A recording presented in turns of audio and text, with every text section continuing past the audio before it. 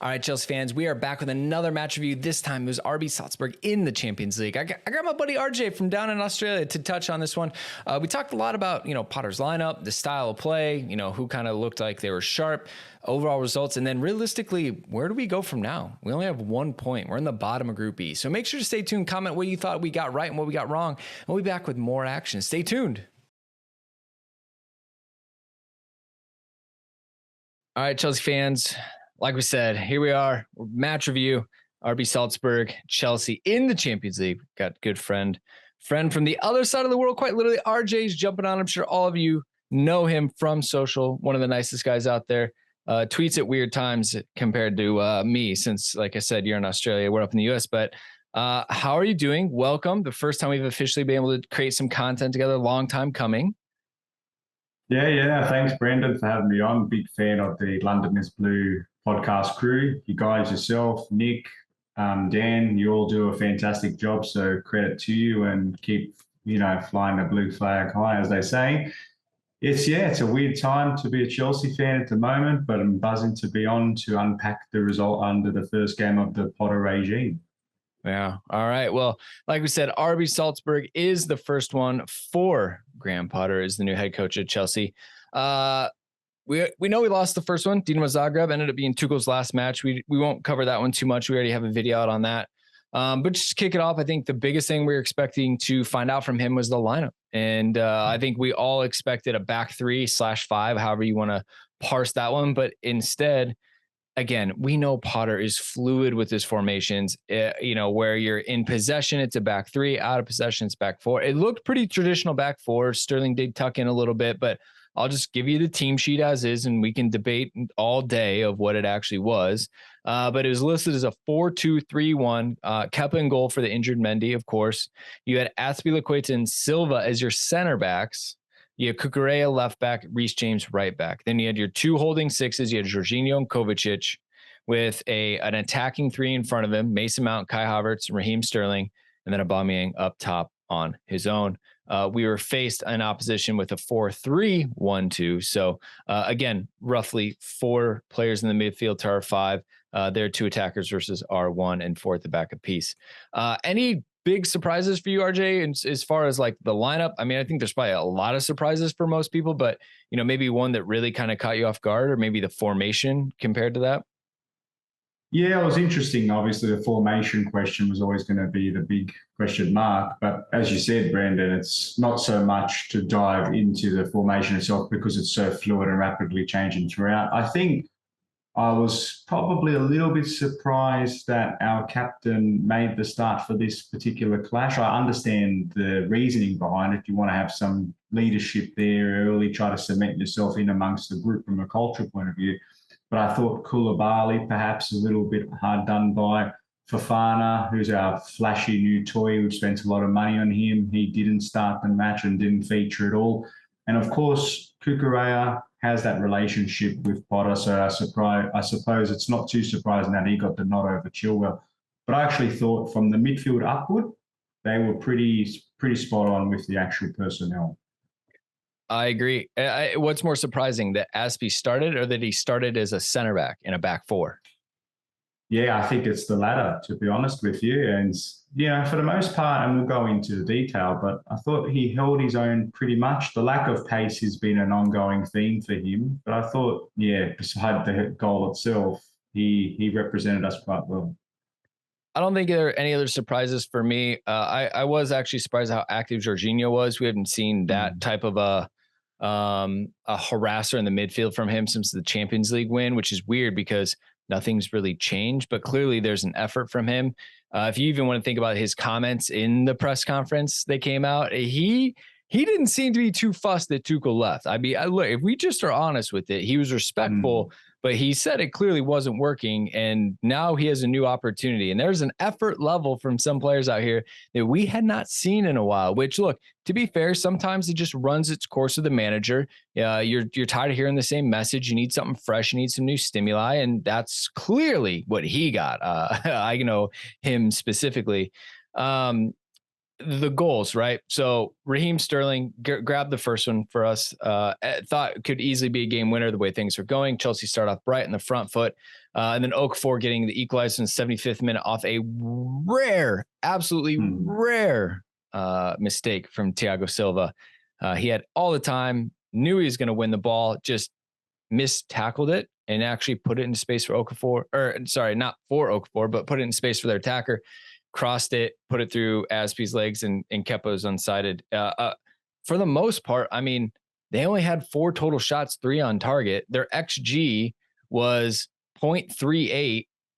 One mistake, 1 goal undoes it. Something we've seen under Tuchel even. Yeah, absolutely. Now, I put out a tweet right after that goal. For most, I'm not sure how much of your fans have checked out any of the content on the page, but I'm pretty optimistic. I'm pretty balanced and reasonable. But in that moment, in a sense of frustration, I just put out a tweet basically saying the more things change, the more they stay the same. And it's been a theme, Brandon, this season. And the comical nature of the goals we can see just continues to outdo each other. It's almost like there's a secret competition about how bizarre of a goal can we concede, because we're doing pretty good at it. But beyond the whole chain of events, we turn over the ball because Kovacic supposedly got himself fouled, and that was pretty high up the pitch. Then we fail to close down the opportunity that leads to the through ball. Then the usually flawless Thiago Silva, I think, in his mind, was probably trying to hook the ball and retain possession to an extent, because he was caught in a little bit of a 50-50 and should have just cleared it in hindsight. But then Azpilicueta, the ball happens to put his leg too high, it deflects off him, and poor Kepa's stranded, and who I thought had a pretty reasonably good game distributing from the back. So it's just a really ugly, unfortunate set of events. And I actually thought we responded quite well after that to try and find that desperate winner, which unfortunately didn't come. But yeah, unfortunately, mate, we walk away with this with a 1 point when it should have really been 3. But that's how it goes. Yeah, 1 point in 2 matches in the Champions League. Not great. Obviously playing at home as well. So that means the next time we play Salzburg is going to be in Austria on their home turf. And who knows what the situation is going to be like. To your point, I thought the mentality and the effort was there. We're in our Discord. A lot of the conversation in the beginning was, wow, this team is playing with so much speed right now. We have not seen Chelsea move the ball vertically this fast in a long time.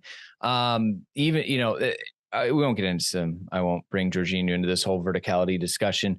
But I think what was great to see was that effort and that constant pressing and pushing the ball forward, because it created opportunities. We had 17 shots, albeit only 4 were on target, right? And we only got the 1 goal.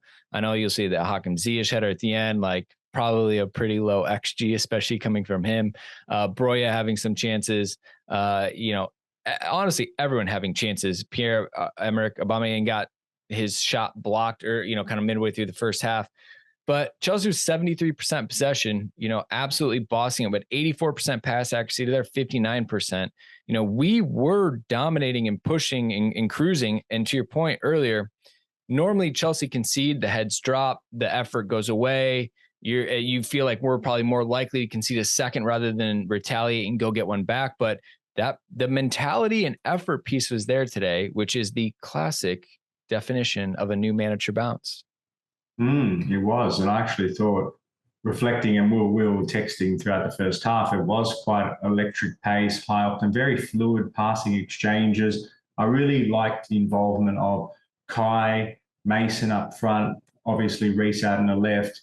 Orbo was trying to drop in and out and move himself in those central areas. But we were building up quite nicely and really pinning Salzburg back, who really didn't have too much of a response, although they had one shot in that first half that Kepa did well to turn away. Expected save, to be fair, but he still did his job and turned it around the post. Then that second half, the goal was really nicely worked from my boy, the real RJ, Reece James, as I like to call him. Really great run through the middle, nice little exchange to Mason Mount, and a really top shelf finish into the corner by Raheem Sterling. So it's nice to see, from his point of view, that at least his goals and assist contributions are steadily ticking upward. So that was one of the real positives from that match. But I thought Hakim Ziyech, he's such a rocks and diamonds sort of player. He came on and immediately our direct goal threat looked to have improved. although sometimes his attitude and body language at times can suggest that he's a little bit blasé, his header was well saved. It was from a tight angle. But at the end, I really thought, without being too critical, that beautiful cutback, I think it was from Mason, if you correct me if I'm wrong, but he should have done better with that volley. Someone of his technical quality should have done a lot better to really try to test the keeper. And unfortunately, Armando Broja, who from a subs point of view, I thought he looked like a really positive introduction. He was really lively. He used his burst of pace from that counter attack. And unfortunately, Hakim's point blank shot was well saved. Yeah, it was a massive save from the goalkeeper at that point. Again, just knocking on the door. In the first half, I felt like we probably should have had 5 or 6 more shots. We just didn't quite pull the trigger. There are half chances, so it's almost like, hey, Raheem, I need you just to toe poke this one and see what happens. We didn't, but they grew into the game with that. And I think it's right. Graham Potter is coming in with that reputation of, hey, he will win XG all day long, but the goal conversion just isn't there. So hopefully working with better players means more goals will come. I understand that there's a lot of frustration with the lack today, but Tuchel drew his first match in charge as well, right? And we went on to win the Champions League. I'm not saying that this is going to be a repeat. It's just something to put out there to remind everybody that while he's had a few days to work with the team, a lot's happened. I mean, they literally sacked Tuchel 24 hours later. He was in place and announced. It's been a whirlwind. They're dealing with let's say the circumstances of the Queen passing there. Correct. So like life is not normal there either right now. It's very different. We just had a Liverpool match called off, due to lack of policing and stuff. So there is a lot going on around the team right now, but we would expect Chelsea at this caliber, at this level, to beat an RB Salzburg at home in the Champions League, especially when you create 17 shots, albeit only 4 on target. Life is now difficult as we look ahead at the group. We are in last place in Group E. So Milan are in first place with 4 points, right? So they've beaten Dinamo Zagreb. They tied with Salzburg. Dinamo is actually in second place with 3 points, right? Because they beat us. Salzburg in third because they've drawn both their matches. And obviously Chelsea, we are winless with a point coming off the draw today. Now, granted, 2 of 6 are done, right? So that means 2/3 of the points are still out there. A couple wins changes some things. But what we did is we dropped almost all the points against the weaker 2 teams. Now we have to go and get serious points off Milan, who, I mean, they're good. They're the top team for a reason. We just need second, though, to get through. So kind of how we look ahead of Champions League odds and things like that. We are now going to go on a long kind of road trip from here, head to Milan and things like that. I think we got to somehow squeeze some of these in before the World Cup. It's going to be a busy time, but how are you feeling, I guess, just Champions League isolated? Yeah, and that's some good backdrop there. And I wouldn't have thought after match day 2 in the Champions League that we would have been bottom of our group. I actually felt, quietly confident that we would be participating quite well and faring, reasonably strongly at this stage of the competition. But the circumstances have shown us otherwise. I think this is really now a test of the mentality and character for the whole group to be able to bounce back. And fortunately, we do have that history to demonstrate we have that in our locker. It's just going to be a bit fascinating now, given the fixture congestion and how we prioritise making sure that we remain competitive in the Premier League. We've got the other cup competitions now we have to start to navigate. So it's really some decision-making that needs to be agreed from Potter and his coaching staff, and to an extent, the board around what do they want this season's success to look like, because that will help navigate the amount of investment and time you put into certain competitions. Obviously, Champions League is equal footing, in my opinion, to the Premier League, at least in the short term. So we have to really put it all out on the line in this next match and really have to get a positive result against AC Milan. Otherwise, we are really in a vulnerable position. At the moment, I'm not quite panic stations, which I know is a little bit of an emerging theme amongst the Chelsea supporter base. But it's all about context. Like we said, in isolation, the game itself, the performance was well. We were the dominant team, and it's not unusual to be the dominant team. But unlike the Dinamo game, I thought we looked more positive in this game. We should have really got that second goal at the end at least. 17 goals, just really poor clinicality and efficiency. But I dare say the longer Potter has, which he will grow over time, the better we play. And obviously, more often than not, we get those wins. So not nervous. I'm a little bit, I suppose, conscious that the next game becomes a really defining moment in this season's Champions League for us. So he's hoping we get the right result.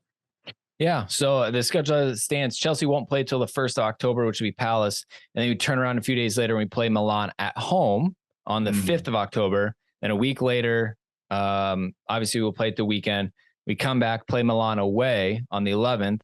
Then Salzburg again, which will obviously be away leg. So back-to-back away legs on the 25th of October. And then our final group stage match is at home against Dinamo Zagreb on the 2nd of November. So within 1 month, we will have played 4 Champions League games and 6 Premier League games as well. So 10 matches from October 1st to November 2nd.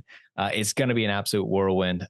Results need to come quick and fast, but we've got a couple more days to train with Potter and get the group settled and build into it. But again, I agree with you, RJ.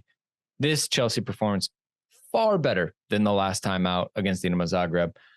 It's not the finished article either, which I think is good. So as long as we are pointing the signs of progress in the right direction, I think that he will have time. As fans, we'll be patient for that. But you can't judge you can't tell people how to feel. They're going to feel that way anyways. We can just share our opinions, see how it goes. But overall, I'm excited to see what Graham Potter does with it. And at the end of the day, it's not really up to us. So we might as well get on board and see what happens and support the team as best we can. Absolutely. I thought just as well, just reflecting on the game more broadly, I was also quietly pleased with the impact Conor Gallagher had from the bench, because I know he's had an indifferent start to his life at Chelsea since coming back from that really successful stint over at Palace. So I'm really keen to use the magnifying glass now to look at Potter to see how he maximizes the utilization of the full group, because like you mentioned, Brendan, we have a hell of a lot of games coming up between October and November. And we have had our challenges, like other teams too, keeping a fit and healthy roster. So now it becomes more important than ever that we really find that squad balance and not have an over-reliance on 1 or 2 key individuals to really reduce that concentration risk. But the bright side is, hopefully as well, we do get the likes of the one and only N'Golo Kante, one of my favorites, coming back, because as you saw at the start of the season, a fully fit and fresh Kante can be a real game changer. So if we can find a way to get him fit and firing, even 50% of the times, that's optimistic, then I think it'll really help us a lot. Correct. I had a nice little video a few days back about N'Golo Kante, and I'm pretty clear in my assessment that a lot of Chelsea's success is directly tied to N'Golo Kante's fitness. And you can tell it's been a roller coaster for the last year and a half or so, because he has not been able to put a run of games together, unfortunately. So anyways, RJ, go give him a shout. I got a socials in the link in the bio in the description. We really appreciate you. It's funny. It's top of the morning for you. It's winding down the afternoon for me. But the only thing that's the consistent through line is Chelsea, wherever you may be. Absolutely. Keep flying the blue flag high, as they say, and keep doing your thing, guys, because I love your content, so keep it up. Absolutely. All right, listeners, we'll be back. We got a full hour-plus podcast match review of this coming up. But this is just the YouTube channel, so subscribe. We're growing it. Go check us out on social media. Discord family, as always, if you need Chelsea fans to talk to. So we're out. Next video coming at you soon.